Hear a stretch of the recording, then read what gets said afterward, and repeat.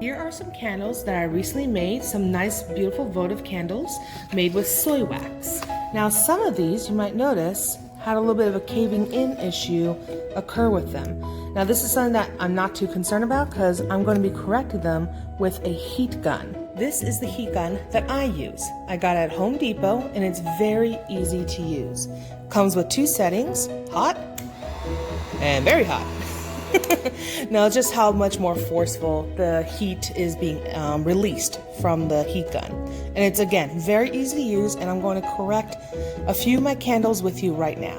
Alright, so here's our votive that we're going to work on, and I got my heat gun. I'm going to be using it on the first setting because while the second setting will make it hotter quicker, I don't want it to be too quick where I don't have as much control over how fast the wax will melt.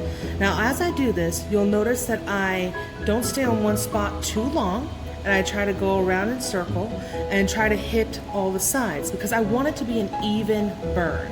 And on top of all that, I don't want to ruin the tag, I don't want to ruin the area down here, and just, you know, I'm being mindful of it. And when I have it to a certain point, I will just take it and go like this to help evenly distribute the melted wax. So let's get started.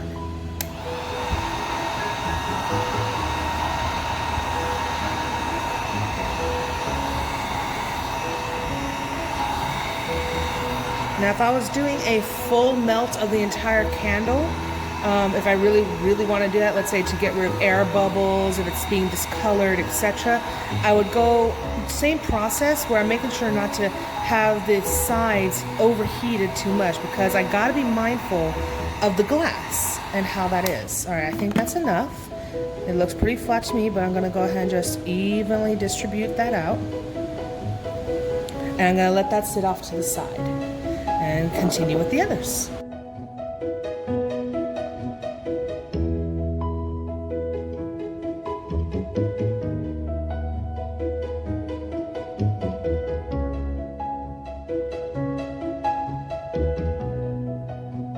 Now here's one that's already partially solidified after readjusting it.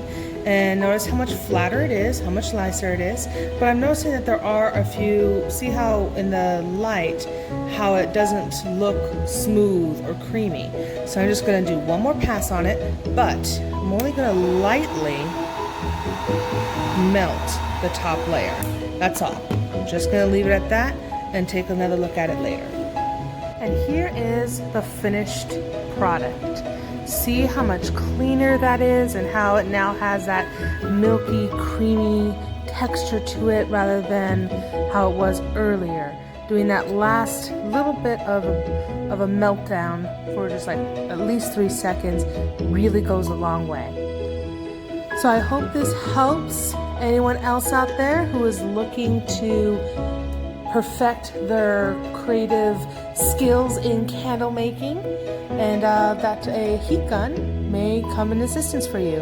And maybe I'll do a video sometime in the future where I show how to release air bubbles that may cause your candle's color to fade over time, how to get those out and correct it. Till then everyone, I'll talk to you later and have a great day.